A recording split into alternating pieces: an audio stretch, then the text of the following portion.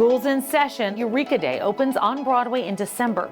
It's a dark comedy set in a progressive California elementary school. Things get wonky when a mumps outbreak forces a community to reconsider their liberal vaccination policy. We got to know the stars. I have two kids that are 6 and 9, so we recently studied this whole subject of like whether or not to vaccinate. So I know both sides of the argument very well, and it is argued very well, which I find quite beautiful. In many ways, I find the play to be like a period piece because of that, because our lives have changed so radically in the last 6 years. But the way they are arguing is a wonderful lesson for right now. As we are so fractured culturally, I wish people were listening that well. I wish people were arguing with that much love and respect. It's not about being right. It's really trying to find the best way forward for the community, which like nobody's doing that. It is a play that lives in nuance, in like the sort of gray area of human behavior, which that's my favorite theater to watch. It's my favorite theater to be part of. And I think it's really necessary in this like particular moment that we as a country are in, that it's so easy to think that someone who has a different opinion is evil or just, totally other, everything kind of portrayed as black and white. And this play really lives in the gray, which I love. I don't want to sound like a Pollyanna, but I consider myself super progressive. I consider my politics kind of written in stone, and they're not working. Like, my dogma is not getting me over certain hills that I really want to get over. And I have to look at the way I've been thinking and the way I'm looking at things, and I have to recognize where I live and who I live next to.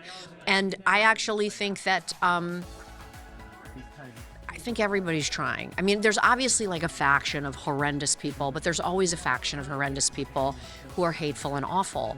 But I really believe that for the most part, we all are trying to make this place better. We just disagree about how to get there. Everyone's sort of treated with integrity, and everyone, even if they say something or do something, you're like, I disagree with that. That character is well-rounded and truthful and honest, which I think it's really easy to whoever you disagree with or whoever you think has the incorrect version of reality to just like punch down at them or ridicule them or demean them. And this doesn't do that. And hopefully that is a bonding agent. Hopefully that is an aspect about the play that makes it not just accessible, but like palatable and enjoyable for people of all different realities. And I think people will sit in the audience and go, oh, wait a minute, I see myself. I'm not laughing at these characters. I'm laughing because I am these characters. Every day, Anna Shapiro guides me toward a Don, that's the character I play, who's actually much closer to Bill than I would have thought on day one. I think the way my relationship to the play has changed over time is very much a result of the way our culture has changed over time. That when I started writing it in 2016, in the lead up to the 2016 election, and was really grappling in a kind of overwhelming way with the reality that, half the country just sort of